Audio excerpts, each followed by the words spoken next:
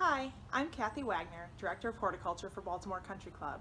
And for today's video, I wanted to talk to you a little bit about planning for annuals that you're going to be putting in the garden. Now, it's a little bit hard to make a video about planning, but I'm going to do my best to share some tips that have worked for me that may also work for you in the garden. For this week, I'm going to talk mostly about how to use annuals in actual garden beds. And then in either next week or the week after, as soon as I get my truckload of annuals in, we'll talk a little bit more about container gardening and how to use annuals in containers. When you're planning out an annuals bed that's going at your house, try to think beyond using one variety of annual as a ground cover mass, unless it's going in with a more interesting backdrop, like if you have a complex bed of different heights of landscape shrubs and perennials, then sometimes a mass of annuals is appropriate. But generally speaking, it's more interesting if you use a variety of colors, textures, heights. Don't be afraid of height. It just makes for a better garden design. So you want to approach annuals landscaping the same way you would approach your perennial garden, so the same principles of design.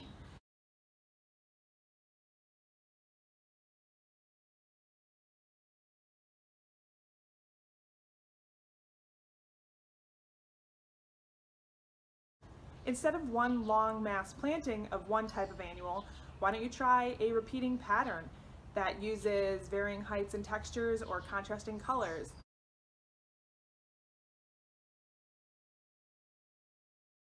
When you're planning out your garden beds, just like you would think about doing a container, remember to ask yourself, where am I mostly going to be viewing this garden from? Is it a one-sided display where I'm just going to be walking along the front of it? That's going to help you decide how to tier those layers as you're looking at the bed.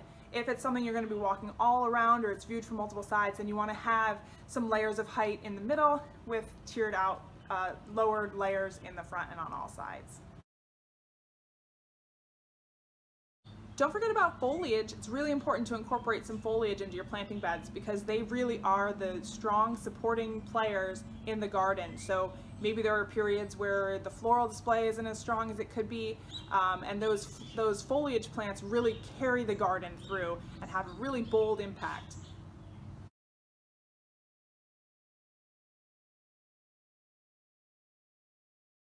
We spend a lot of the winter months planning out the beds that we're going to do for the next year.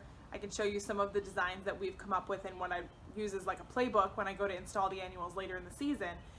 Your beds might not be as complex as ours, but that doesn't mean you can't use the same principles of design and apply them into a smaller space.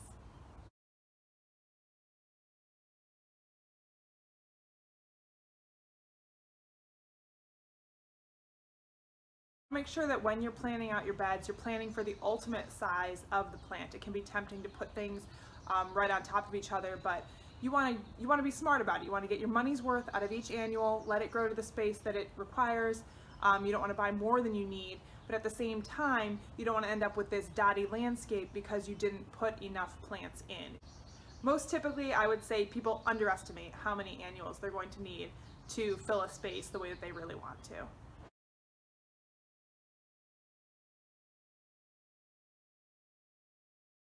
And don't be afraid to move something. If you plant something and it grows a little differently than you thought, it's not very happy somewhere, try moving it somewhere else in the garden. If you have an arrangement where, gee, like everything's really crowding together and growing on top of each other, don't be afraid to get in there and prune things like coleus that are really important supporting players, but that sometimes can outgrow their bounds. Don't be afraid to get in there and prune that stuff back in the middle of the season. Tropical plants are also great if you have an area like around the pool, things like cannas, bananas, big bold foliage. Those things are great to give that tropical feel to the garden.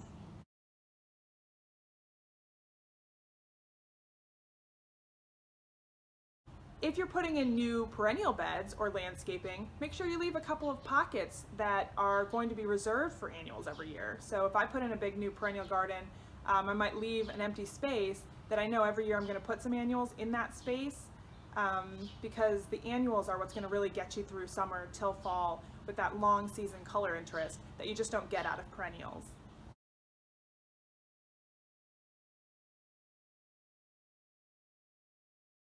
When you're adding annuals to a perennial bed, think about what existing colors are there. Sometimes you want to highlight an existing accent color by playing it up in a sort of monochromatic scheme. Sometimes what you want is just to add a long season of contrasting color or floral support for things like shrubs. So even using an annual as a ground cover.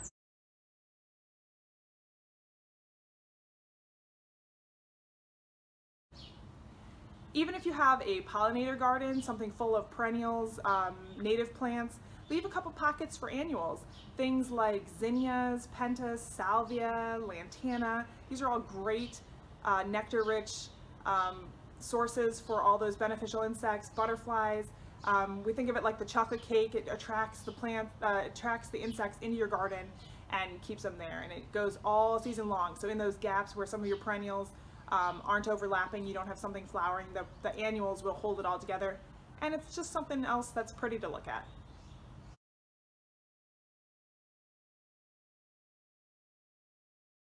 Remember, the safe planting date typically in the Baltimore area is around the first week of May, a little bit later if you're further north in the Hereford zone, like I am.